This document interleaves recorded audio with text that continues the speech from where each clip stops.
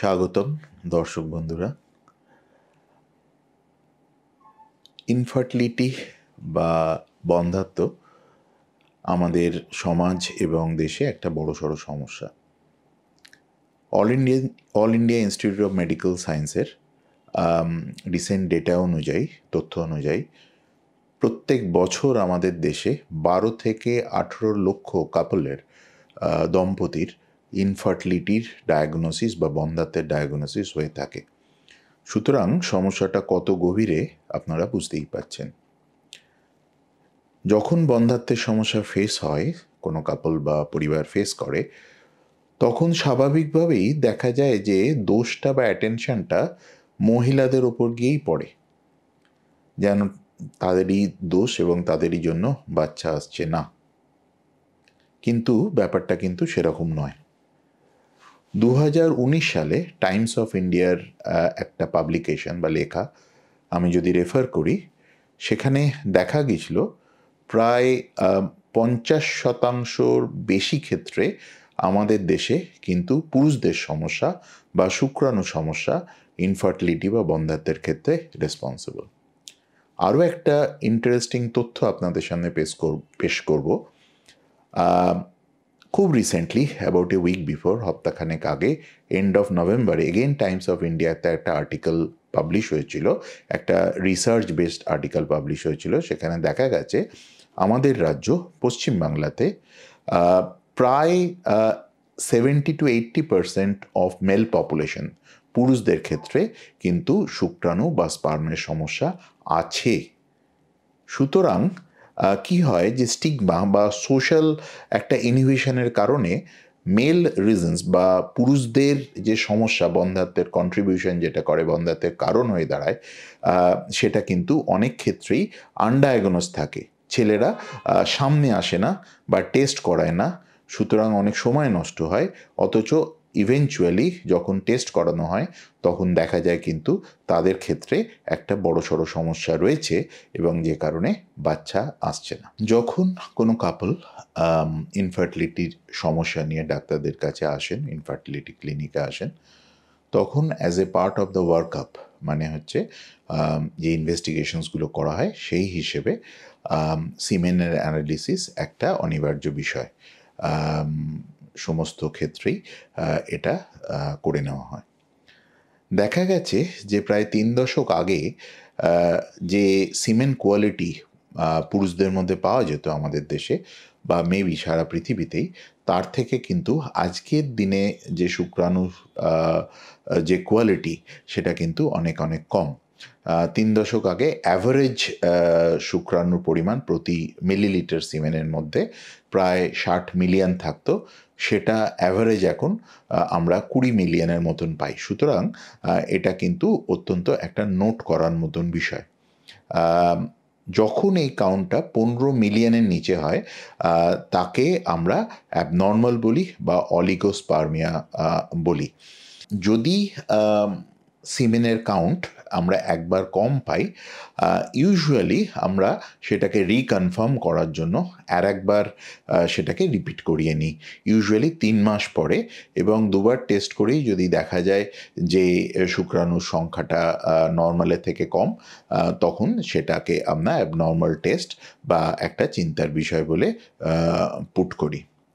এবার কারুর যদি সিমেনের সমস্যা থাকে, তার মানে এই নয় যে সে ন্যাচারালি কনসিভ করতে পারবে না। ডিগ্রি অফ দ্য সমস্যা, মানে কতটা গভীর সমস্যাটা, সেটা কিন্তু গুরুত্বপূর্ণ। সুতরাং কারুর যদি অ্যাবনর্মাল সিমেন থাকে, সে যে একদমই নিজের মতন স্বামী স্ত্রী সাহায্যে বাচ্চা আনতে পারবে না, সেটা নয়, এবং তাদেরও কিন্তু চেষ্টা করা উচিত ফর আ সার্টেন ডিউরেশন, কিছুটা সময়ের জন্য তাদের চেষ্টা করা উচিত। যখন শুক্রাণুর সমস্যা আইডেন্টিফাইড হয়, স্পার্মের সমস্যা আইডেন্টিফাই হয়, ডাক্তার হিসেবে আমরা তাদের কারণটা খুঁজে বার করার চেষ্টা করি। কিন্তু আশ্চর্যের বিষয়, অনেক ক্ষেত্রেই কিন্তু খুব ডেফিনিট কোনো কারণ নাও পাওয়া যেতে পারে। বাট জেনারেলি দেখা গেছে কতগুলো ফ্যাক্টর অ্যাসোসিয়েটেড থাকে, মানে এটার সঙ্গে যুক্ত থাকে, লো স্পার্ম কাউন্ট বা শুক্রাণুর সংখ্যা কমের সঙ্গে যুক্ত থাকে। যেমন ধরুন, হাই প্রেশার জব যারা প্রফেশনাল, অত্যন্ত চাপের মধ্যে তাদের কাজ করতে হয়। স্মোকিং একটা অত্যন্ত গুরুত্বপূর্ণ ব্যাপার। ওভার ইনটেক অফ অ্যালকোহল,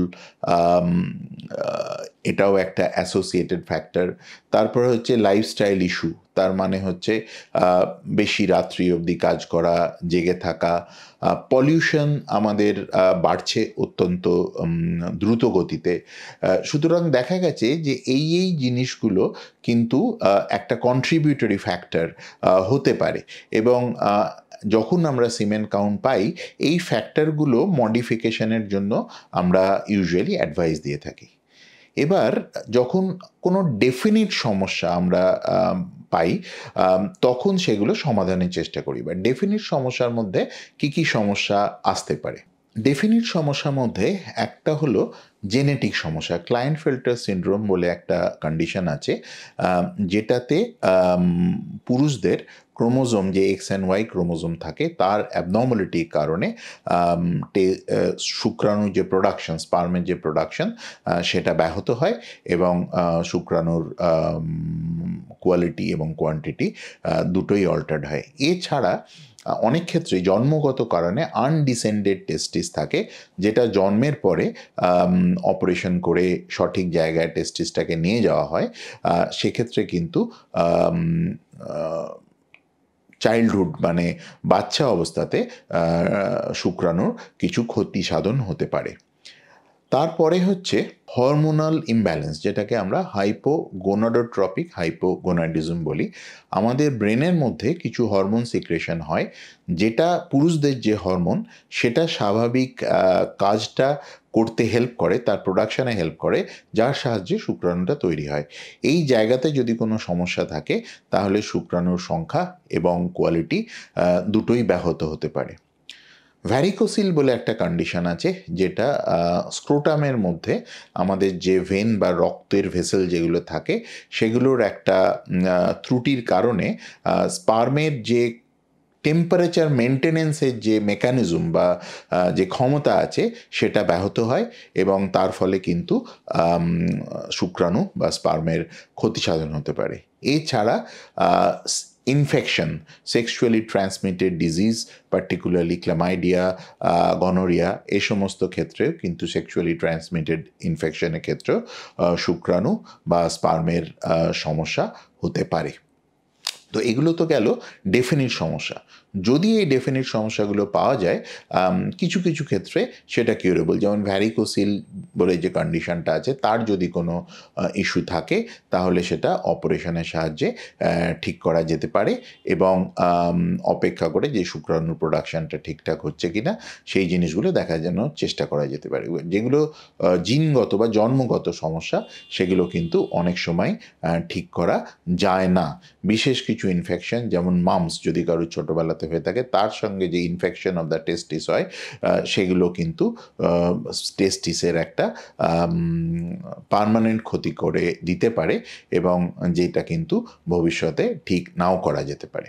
এবার ধরুন কারুর ক্ষেত্রে, কোনো কাপলের ক্ষেত্রে স্পার্মের কোনো সমস্যা পাওয়া গেল, ডিসহার্টেন হবার কিছু নেই। এটা সলিউশন বা এটা ট্রিটমেন্ট বিভিন্নভাবে করা যেতে পারে। সুতরাং আমরা যেটা বলি, যদি কারোর স্পার্মের সমস্যা আইডেন্টিফাইড হয় এবং পার্টিকুলারলি সেটা যদি মাইল্ড বা মডারেট থাকে, তাহলে কিন্তু চেষ্টা করা উচিত।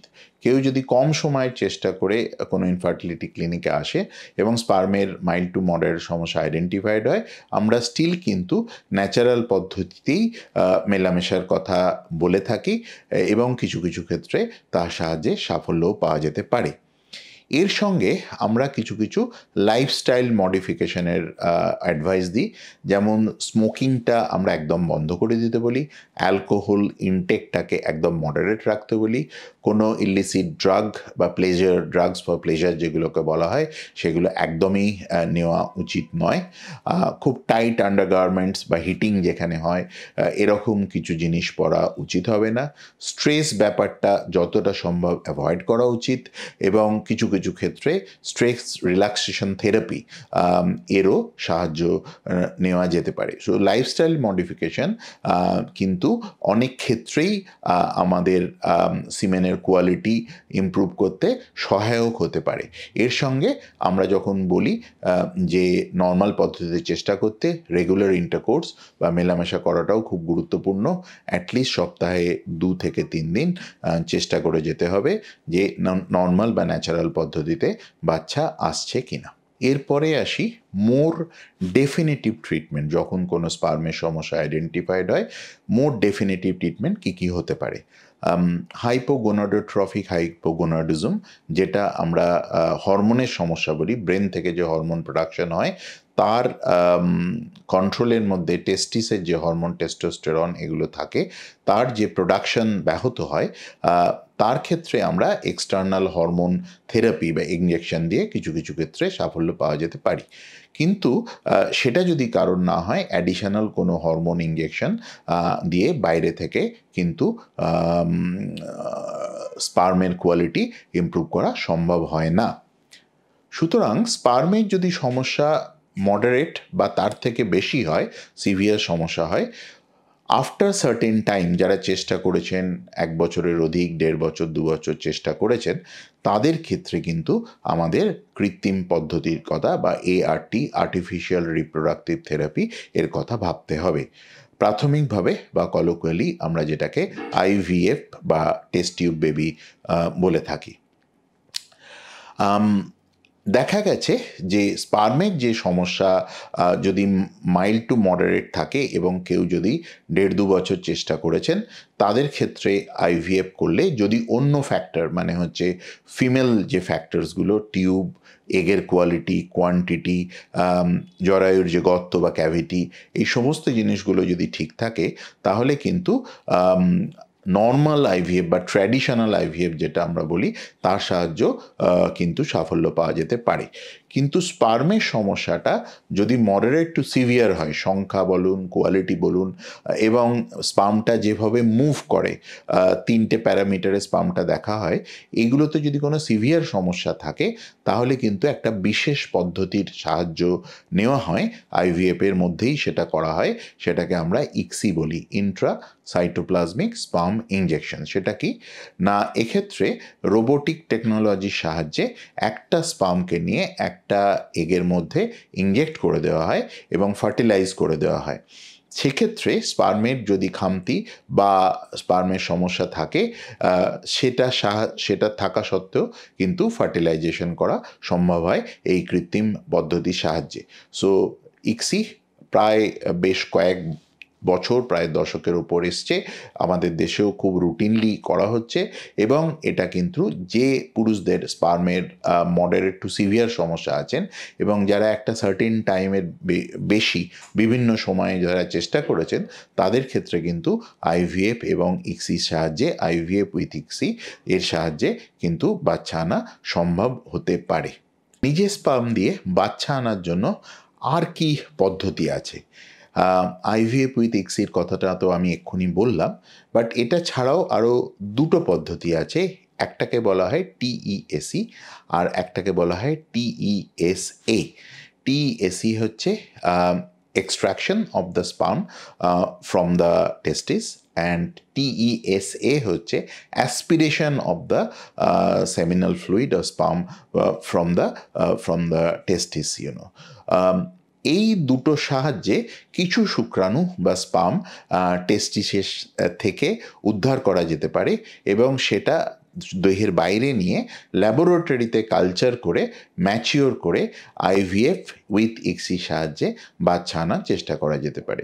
কখনো কখনো এই পদ্ধতির সাহায্য নেওয়া হয়, যদিও এটা কখনোই গ্যারান্টি দেওয়া যাবে না যে এই TESE অথবা TESA এই দুটো পদ্ধতির সাহায্যে সব ক্ষেত্রেই যে স্পার্মের জটিল সমস্যা, নাম্বার বলুন, এগুলো যদি কোনো সমস্যা থাকে, তাহলে স্পার্ম রিকভার করা যাবে এবং সেই স্পার্ম কালচার করে IVF এর মতন পদ্ধতি করা যাবে।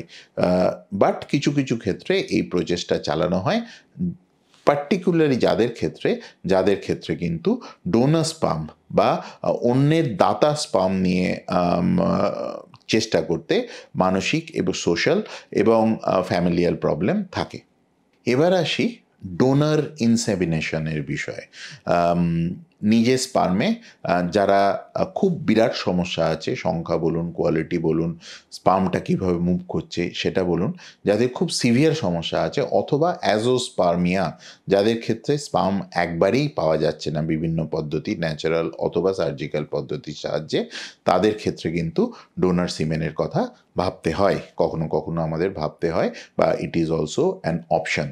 নাও ব্যাপারটা কিন্তু খুবই সেন্সিটিভ, এবং সেই কারণে বোথ মহিলা এবং পুরুষ এই দুটো পার্টনারেরই আন্ডারস্ট্যান্ডিং, কনসেন্ট আফটার প্রপার কাউন্সেলিংয়ের সাহায্যে পুরো ব্যাপারটা তাদের বুঝিয়ে, তাদের কনসেন্ট নিয়ে, লিখিত কনসেন্ট নিয়ে এবং কাউন্সেলিংয়ের মাধ্যমে এই ব্যাপারটা ডিসাইড করা হয়ে থাকে।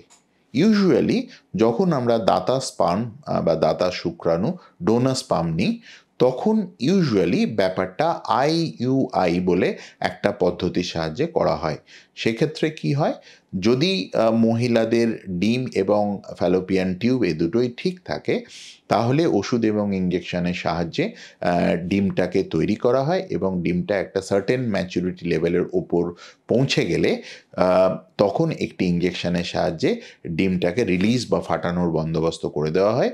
তারপরে দাতা শুক্রাণু, যেটা পাওয়া যায় usually in a professional way, ব্যাংকের মাধ্যমে পাওয়া যায়, ইউজুয়ালি এই স্যাম্পলটা ফ্রোজেন হয় এবং এটা ল্যাবের মধ্যে রাখা থাকে, এবং সেই স্যাম্পলটা ইউজ করে সেটাকে করে এবং সেটাকে বিভিন্ন ল্যাবরেটরি পদ্ধতির সাহায্যে মডিফাই করে, পিউরিফাই করে একটি অতি সূক্ষ্ম পাইপের সাহায্যে জরায়ুর মধ্যে ইউজুয়ালি পুট করে দেওয়া হয়, যেটাকে IUI বলা হয়, এবং এই পদ্ধতির সাহায্যে বাচ্চা আনার চেষ্টা করা যেতে পারে।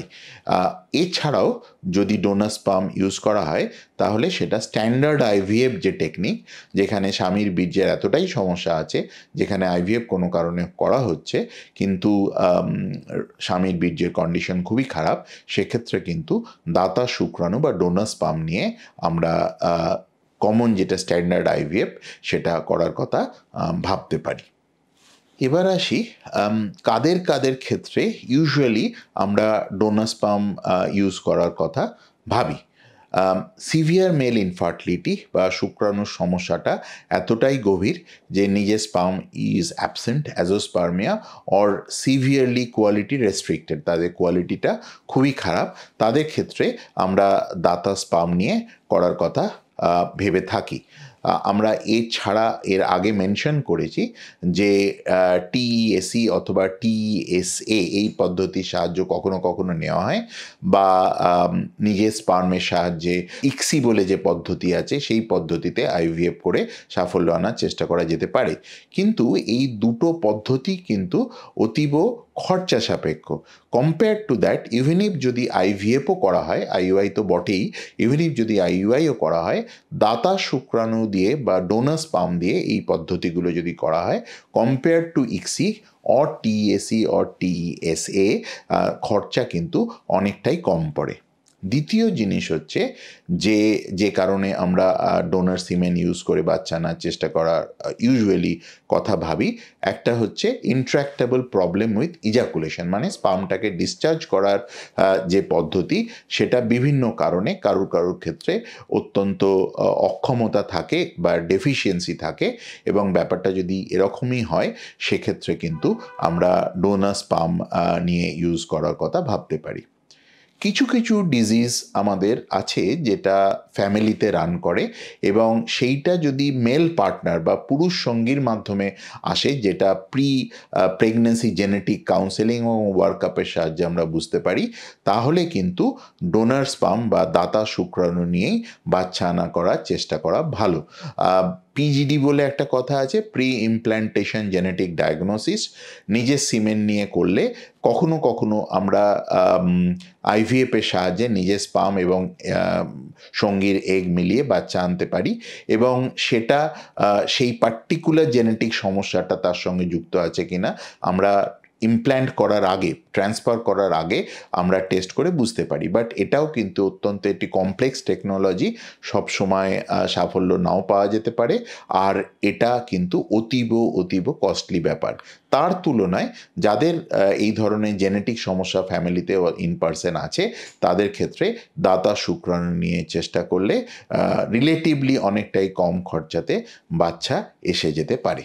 কখনো কখনো আমাদের অন্য কিছু কারণেও দাতা শুক্রাণু ইউজ করার কথা ভাবতে হয়। যেমন ধরুন, মেল পার্টনারে কোনো যদি ইন্ট্র্যাক্টেবল সেক্সুয়ালি ট্রান্সমিটেড ডিজিজ থাকে, সেক্ষেত্রে কিন্তু আমাদের কখনো কখনো ডোনার স্পাম নিয়ে কাজ করতে হয় বা অপশন দিতে হয় পেশেন্টদের ক্ষেত্রে। আর একটা প্রবলেম আমরা ইনক্রিজিংলি সোসাইটিতে ফেস করছি, single woman, she is not married, উনি বিবাহিত নন, ওনার কোনো পার্টনারও নেই এবং উনি একটি বাচ্চা আনার কথা ভাবছেন। সো সিঙ্গল ওম্যানদেরও ল অনুযায়ী রাইট আছে বাচ্চা পাওয়ার, কিন্তু তাদের ক্ষেত্রে যদি বাচ্চা আনতে হয় তাহলে আইইউআই অথবা আইভিএফের সাহায্যে দাতা শুক্রাণু ইউজ করে তারা বাচ্চা আনার চেষ্টা করতে পারেন, এবং এটা লিগ্যালি পারমিসেবল, এবং ইনক্রিজিংলি এই ধরনের রিকোয়েস্ট আমাদের কাছে কিন্তু সোসাইটি থেকে আসছে। যখন আমরা দাতা শুক্রাণু ইউজ করার কথা ভাববো, তার আগে কি করতে হয়? অবভিয়াসলি ডোনার সিমেন আমাদের খুঁজে বার করতে হয়, এবং সেই ডোনার সিমেন সুটেবল কিনা, সেফ কিনা সেটা দেখে নিতে হয়, যেটা নর্মালি যে ইনফার্টিলিটি সেন্টার যারা আছেন তারা প্রফেশনালি ম্যানেজ করেন। এই ব্যাপারে ল অত্যন্ত সুস্পষ্ট, পেশেন্টসদের সেফটি এবং তাদের কনফিডেন্সিয়ালি মেনটেন করে প্রফেশনাল ওয়েতে এই জিনিসটা হ্যান্ডেল করা হয়। এর সঙ্গে রইল আর একটা জিনিস, psychological counselling of the couple.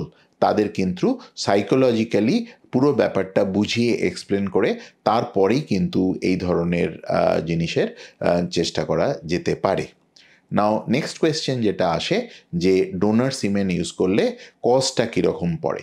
Obviously donor সিমেনের কিছু কস্ট আসে, কিন্তু কম্পেয়ার টু এর যে প্যারালাল অন্যান্য ট্রিটমেন্ট আছে, যেমন ধরুন ইক্সি উইথ আইভিএফ, যেমন ধরুন টিইএসি বা টিইএসএ, এই ধরনের পদ্ধতির তুলনায় ডোনার স্পাম পাওয়া কিন্তু রিলেটিভলি অনেকটাই লেস কস্টলি। সেটা আমরা আইইউআই অথবা আইভিএফ পদ্ধতির সাহায্যে ব্যবহার করতে পারি। এবার আসছি সাকসেস রেটের কথায়। নর্মালি ডোনার স্পার্মের ম্যাক্সিমাম ইউজ হয় যদি ফিমেল ফ্যাক্টরগুলো ঠিকঠাক থাকে, তাহলে আইইউআই পদ্ধতির মাধ্যমে। এবার আইইউআই কিন্তু এমন একটা পদ্ধতি যেখানে এক্সপেকটেশনটা হাই থাকে, কিন্তু বাস্তবটা হলো কিন্তু আইইউআই পদ্ধতিতে আমাদের যে ডেটা বা আমাদের পরিসংখ্যান যেটা বলছে, একবার আইইউআই করলে, even if donor sperm use করলেই আপ টু 17-18% ক্ষেত্রেই সাফল্য পাওয়া যেতে পারে, এবং নর্মালি আমরা আপ টু 4 to 6 সাইকেলস চেষ্টা করার কথা বলে রাখি। সেক্ষেত্রে একটা ডিসেন্ট সাকসেস রেট আশা করা যেতে পারে। এই মেন্টাল অ্যাডজাস্টমেন্টটা কিন্তু অতীব গুরুত্বপূর্ণ। Same is for IVF. আইভিএফেও যদি ডোনার স্পার্ম ইউজ করা হয়, তো নর্মালি আইভিএফের যেটা সাকসেস রেট, স্ট্যান্ডার্ড যেটা বাচ্চা বাড়ি নিয়ে যাওয়ার যে সাকসেস রেট, সেটা কিন্তু ডোনার সিমেনের ক্ষেত্রেও প্রযোজ্য। সুতরাং ডোনার সিমেন ইউজ করলেই যে সবসময় 100% সাকসেস পাওয়া যাবে, এই ব্যাপারটা কিন্তু নয়। এই ব্যাপারে আরও দুটো জিনিস গুরুত্বপূর্ণ। মহিলা যে পার্টনার বা স্ত্রী যিনি আছেন, তার এজটা কীরকম। দেখা গেছে যে ওনাদের এজ যদি বেশির দিকে থাকে, তাহলে even if donor sperm use করলেও সাকসেসের চান্স কমতে পারে। আর এছাড়া যে মহিলাদের যে ফ্যাক্টরগুলো থাকে, টিউব বলুন, এগ বলুন, এন্ডোমেট্রিওসিস কন্ডিশন বলুন, এগুলো যদি সমস্যা থাকে, তাহলেও কিন্তু ডোনার সিমেনের যে সাকসেস রেট সেটা কিন্তু কমতে পারে। এবার আমি যদি কনক্লুড করি আমার পুরো টকটাকে, তাহলে আমি বলবো ইউজিং ডোনার স্পার্ম বা দাতার শুক্রাণু ইউজ করা ইনফার্টিলিটি ট্রিটমেন্টে কিন্তু একটা reality now. It is an option, এটা কিন্তু একটা option when all other options of using own sperm, নিজের শুক্রাণু ইউজ করে চেষ্টা করার অন্যান্য পদ্ধতিগুলো এক্সপ্লোর হয়ে যাবার পরেই বা সম্ভব না হলে তখনই দাতার শুক্রাণু ইউজ করার কথা ভাবতে হয়। এবং আমাদের এটি ক্ষেত্রে ইম্পর্টেন্ট যেটা হচ্ছে সমস্ত লিগ্যাল এবং সাইকোলজিক্যাল ব্যাপারগুলো কাউন্সেলিং করেই তারপরেই আমরা এই পদ্ধতির সাহায্য নিতে পারি। আর একটা জিনিস খুব গুরুত্বপূর্ণ, সেটা হচ্ছে consent and agreement of both the partners, মহিলা এবং পুরুষ দুই সঙ্গীরই কিন্তু কনসেন্ট বা অনুমতি এই ব্যাপারে খুবই ইম্পর্টেন্ট আর ফাইনালি আমি যেটা বলতে চাই যে ইউজিং ডোনার স্পাম একটা সাইকোলজিক্যাল ইস্যু, এটা যদি কেউ ওভারকাম করতে পারেন তাহলে compare to other available treatment এক্ষেত্রে যেগুলো আছে, যেমন ধরুন বলুন ইক্সি বলুন, টিএসএ বলুন, টেসা বলুন, এগুলোর থেকে কিন্তু ইউজিং ডোনার স্পাম অনেক ক্ষেত্রেই কম খরচা সাপেক্ষ হতে পারে। Thank you.